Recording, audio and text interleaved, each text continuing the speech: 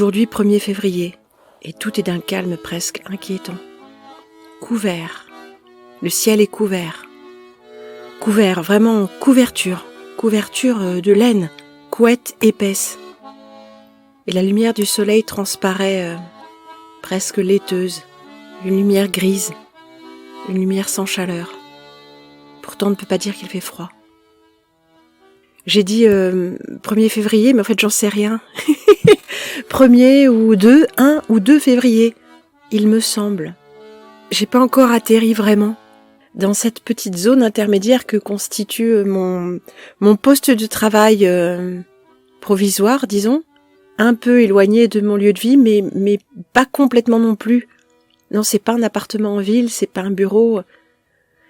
C'est un lieu d'où je peux continuer à observer les choses comme je les observe ici. Le ciel notamment. Dès le premier jour de mon arrivée pour ma session de travail intensive, en ouvrant les fenêtres.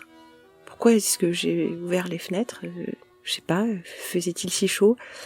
Ah non, je les ai ouvertes tout simplement pour photographier. Non, je suis allée à la fenêtre et là j'ai vu dans le petit pan de ciel que je pouvais voir entre la colline d'un côté, les arbres de l'autre.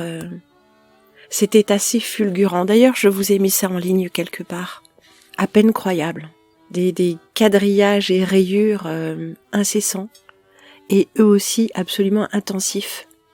Et personne n'en parle dans le quotidien, n'est-ce pas ? Personne ne dit « Oh là là !» Et quand je m'arrête en pleine rue, sur la place du marché pour regarder avec intensité le ciel, les gens me regardent, pas vraiment intrigués, pas vraiment intéressés. Certains se risquent à jeter un bref coup d'œil au-dessus de leur tête, mais ça va pas plus loin. Ils semblent ne pas se rendre compte que là-haut, il y a quelque chose qui est absolument digne d'intérêt, pour qui veut voir. Ah oui, il fallait ajouter la fin de la phrase, pour qui veut voir. Le feu ronfle. Oui, parce que le feu qui s'éteignait m'a donné une impression de froid qui montait du côté opposé au poêle, froid dans l'épaule gauche. Je suis en train de tricoter ces petits modèles dont je vous mettrai la recette dans mes fiches tricot. Oui, je vais faire des fiches tricot. Oui, je lance un magazine. Enfin, magazine, c'est beaucoup dire. Comment dire, une lettre d'information? Non, c'est pas une lettre d'information parce que j'informe rien. C'est pas une lettre, c'est un journal. Un petit journal. Un papier, comme on dit. L'édito en papier. Alors oui, ce sera pas exactement la même chose. Mais bon, moi j'ai commencé comme ça. Quand j'avais 20 ans, j'avais fait 2 ou 3 numéros d'un petit journal qui tenait sur une feuille A4, un recto et un verso, noir et blanc. Vous voyez le summum de l'esthétique du dépouillement. C'était très joli. Il y avait des gravures au trait, essentiellement. Et puis j'ai fait 3 numéros comme ça d'un petit journal qui était tiré exactement sur le même modèle au moment de Covidia, quand on a été relâché. Alors je l'offrais, je le vendais pas, je l'offrais. Non, je le distribuais pas dans la rue, certainement pas. C'est pas des tracts, c'est pas des torche-cul. Ça m'avait demandé beaucoup de travail, un travail très agréable certes, mais quand même. Et non, je le distribuais à ceux de mes proches qui pouvaient comprendre de quoi il s'agissait. Donc il y avait des photos dont j'étais l'auteur, je prenais pas des trucs comme ça sur internet, de tout ce qu'on peut trouver. Il y avait vous les avez vus plus ou moins ces photos, je les ai mises en illustration de mes vidéos parfois, des masques usagés dans le caniveau, des choses comme ça, des photos un peu artistiques en noir et blanc, de choses prosaïques, voire complètement sordides, qui en disent long aussi sur la dérive extrêmement rapide de la situation dans la société, notamment ces marquages au sol, ces cercles où les gens sont censés se tenir, des choses comme ça. Donc j'avais fait 3 numéros, et je pense que ces 3 numéros, je vais les ressortir à l'occasion de ce petit édito papier, peut-être les envoyer en cadeau bonus. Ouais, peut-être. Bah oui, peut-être. Oui. C'est pas inintéressant. Bien sûr, c'est daté, c'était 1920, j'allais dire 2020, et on est presque au printemps 2024. Oui, je dis presque parce que le printemps chinois, enfin c'est pas chinois, c'est pas en Chine, mais selon la pensée taoïste, le printemps, les énergies du printemps commencent à se manifester, commencent à émerger vers le 15 février. Ouais, c'est un peu du langage. Ouais, c'est pas le langage ordinaire. Les énergies du printemps commencent à émerger vers le 15 février. Ouais. Donc, le 21 mars, c'est le cœur du printemps et non pas le début. Et ça marche comme ça pour tout. C'est une horloge un peu, il y a ce système un peu d'intersaison qui est intéressante. C'est pas, on passe pas de hiver jusqu'au 20 mars, poum, le 21 mars, on est au printemps. Non. On voit bien que c'est pas comme ça que ça se passe dans le monde naturel, de toute façon. Enfin, naturel. Celui que nous pouvons observer dans ce que nous appelons les êtres vivants de la nature. Ouais, j'ai du mal à parler parce que j'ai des trucs dans le nez, enfin j'ai les naseaux secs, un peu des écoulements, tout ça. Je pense que c'est bien que je pense fondamentalement qu'il n'y a peut-être pas grand-chose dans les épandages. Parfois j'aime à le penser, mais enfin j'aime, il me semble, mais je crois pas que ce soit tout à fait vrai parce que suite à des sessions intensives d'épandage, on a quand même des problèmes divers. Il y a une énorme acidification qui se sent au niveau des urines et des émonctoires divers, surtout chez la femme. Et bon, ça on sent quoi, qu'il se passe quelque chose. Donc j'ai l'arrière-gorge, l'arrière-nez un peu encombré. Et pour prononcer certaines lettres comme les nasales et tout ça, et en fait ça va pas tout seul. Comme quand on a un rhume, bon, c'est compliqué quoi. Et quand il faut enregistrer quelque chose de bien intelligible, c'est un peu gênant. Mais c'est le jeu. Je vous avais dit déjà il y a un moment, hein, peut-être un an et demi, que nous allons devoir apprendre à fonctionner en étant relativement amoindris physiquement, physiologiquement. C'est une pensée qui n'est pas réjouissante, mais si nous nous souvenons de qui nous sommes, que nous ne sommes pas que ce corps, de toute façon ce corps est voué à l'entropie de ce monde, hein. Ou l'entropie apparente, ou l'entropie mentale en tout cas, parce que la vraie vie se régénère, mais nous ne nous régénérons pas à titre individuel autant que nous dégénérons. Même à l'échelle d'une vie. Donc ça, c'est à prendre en compte. Ça veut pas dire que ça doit justifier tous les laisser-aller, bien sûr, parce que ce que nous faisons de nous parle de nous, et lorsque nous passons dans la dimension suivante, eh bien nous emportons ce que nous aurons fait de nous. Si nous avons laissé notre corps à l'abandon, ou notre esprit à l'abandon, c'est important aussi ça, eh bien il y aura des dégâts à réparer, beaucoup plus. Qu'il s'agisse de réincarnation ou pas. A priori, il ne s'agit pas de réincarnation, sauf pour ceux qui sont dans une inconscience totale. Alors eux, ils refont des tours et des tours et des tours en se réincarnant physiquement. Ici-bas, dans un temps linéaire, probablement. Mais qu'est-ce que j'allais dire ?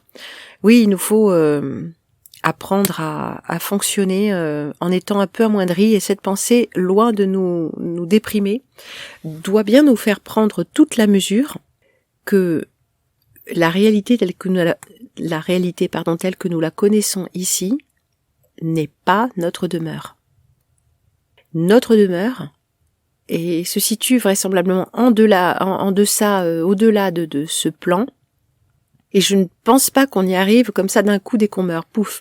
Je pense qu'il doit y avoir encore d'autres étapes et peut-être venons-nous encore d'autres plans, des incarnations dans des plans encore plus lourds.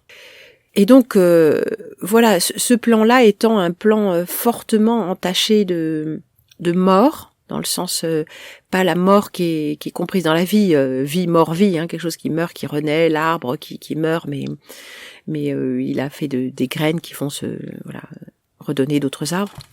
Non, l'essence de la destruction volontaire, la non-vie en fait. L'opposé à la vie, c'est pas la mort, c'est la non-vie. Voilà, nous sommes dans un monde non vivant. Donc dans un monde non vivant, pour des êtres quand même qui arrivent pas à se souvenir, qui sont très entravés et qui errent dans le monde non vivant, finalement les amis, je trouve qu'on s'en tire pas si mal. Et alors nous nous souvenons que nous venons d'ailleurs, qu'il y a cet ailleurs, et non, ce n'est pas une construction mentale de notre psyché, nanana. Bon, tous les psychanalystes et psychiatres vous diront des choses comme ça. Oui, c'est le désir du retour à l'enfance. Bon, l'enfance dans ce monde, elle est pas joyeuse, hein. Les premiers traumas arrivent très très tôt. Sans parler de traumas sexuels, évidemment. Mais les traumas d'être seul, de pas être nourri exactement au moment où on a faim alors qu'on n'a aucun moyen de communiquer autre qu'émotionnel. Bon, tout ça, c'est très très rapide. Et en fait, l'enfance n'est pas un lieu de délices. Ça, on se l'imagine, où la construction mentale nous dit que c'est le cas, mais il y a des enfances qui sont très très très très dures, hein. Il y a la misère sociale et la misère morale et la misère matérielle, ça c'est sûr, mais il y a aussi des choses très très dures qui se passent là où la vie matérielle est très confortable. Des violences psychologiques et des violences de tout type. Donc ce monde n'est pas notre demeure. Et quand je parle de notre demeure, petit clin d'œil au film Nos Solar, notre demeure, non, je pense pas à celle-là, où on arrive dans un truc très hiérarchisé, propre, ville futuriste. Non, je pense pas à ça. Où les gens ils errent comme ça, comme un peu dans tous ces films là et toutes ces photos d'architectes où on voit des gens désœuvrés qui vont et viennent le long des allées hyper propres.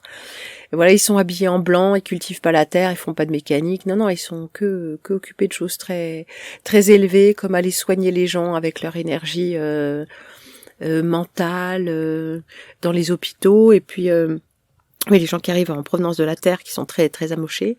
Et puis se réunir pour manger de la soupe, voilà.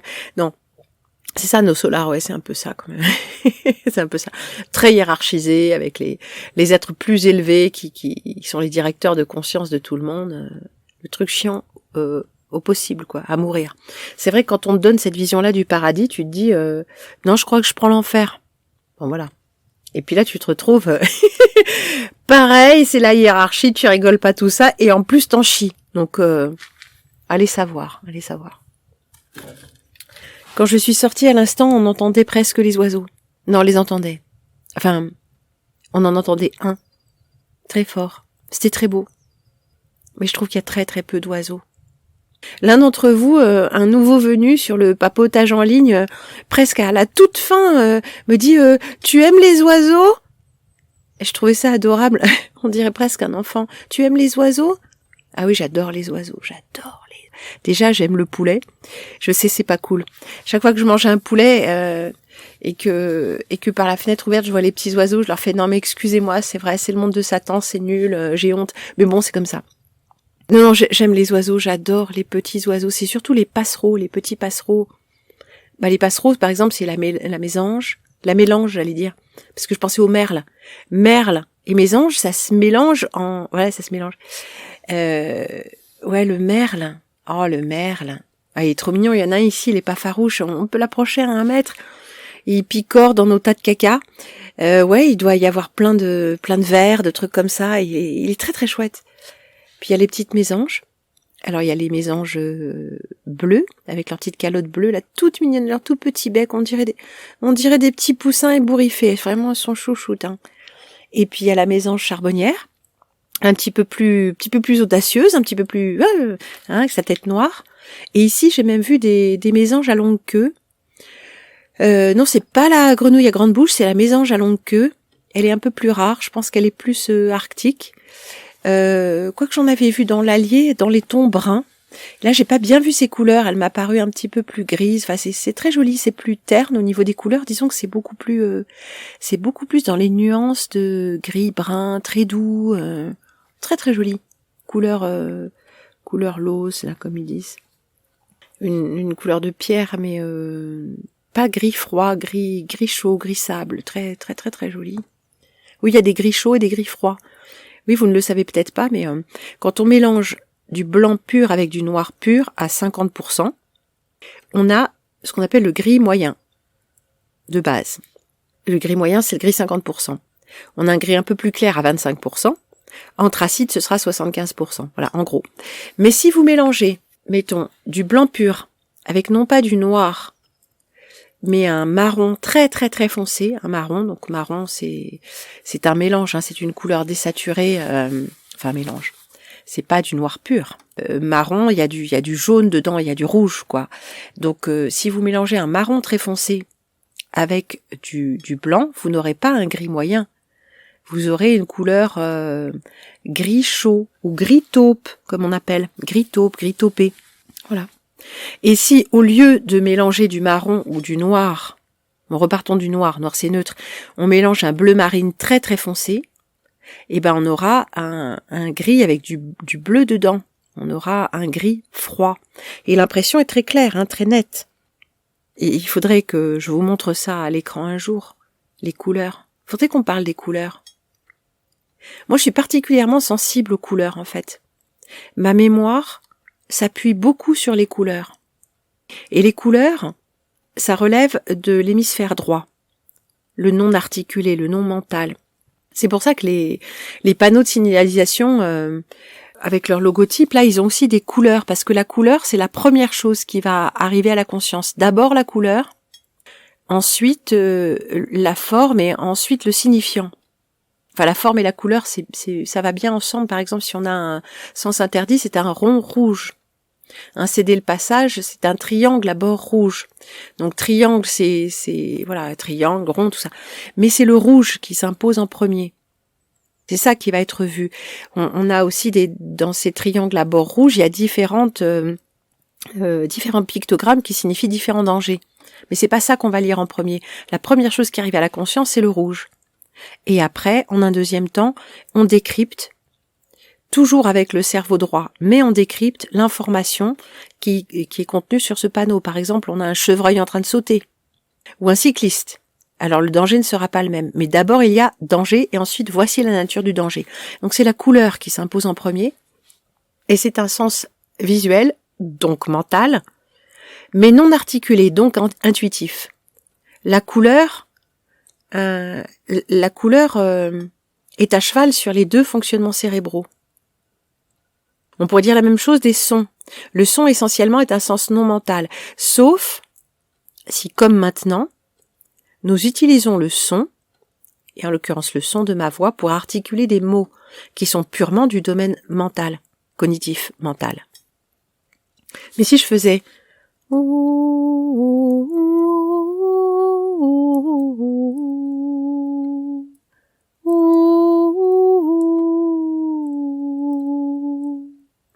là, c'est du son, mais ça s'adresse pas à l'hémisphère gauche. J'espère que j'ai bien dit gauche et droit, des fois je me plante. Bon bref, la couleur c'est hémisphère droit intuitif. Et là, un son non articulé fait appel plutôt au cerveau intuitif. Même la mémorisation d'une mélodie. Et quand on a la mélodie et les mots, eh ben on est à cheval sur les deux cerveaux, on pourrait dire. C'est intéressant, hein? J'en ai pas encore assez parlé. J'avais prévu la suite, le numéro 7, je pense, d'anatomie énergétique. C'était prévu sur les deux hémisphères cérébraux. En fait, ça fait un moment que c'est prévu et qu'il y a autre chose qui se présente. Mais je crois que ce serait intéressant quand même d'en parler un de ces jours sous différents aspects, différents angles. Notamment la sphère de la conscience.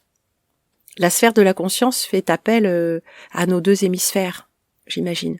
On a parlé de la sphère de la conscience et je voudrais revenir sur ces notions-là, mais pas là, bien sûr, parce que c'est un gros dossier. Donc nous le ferons.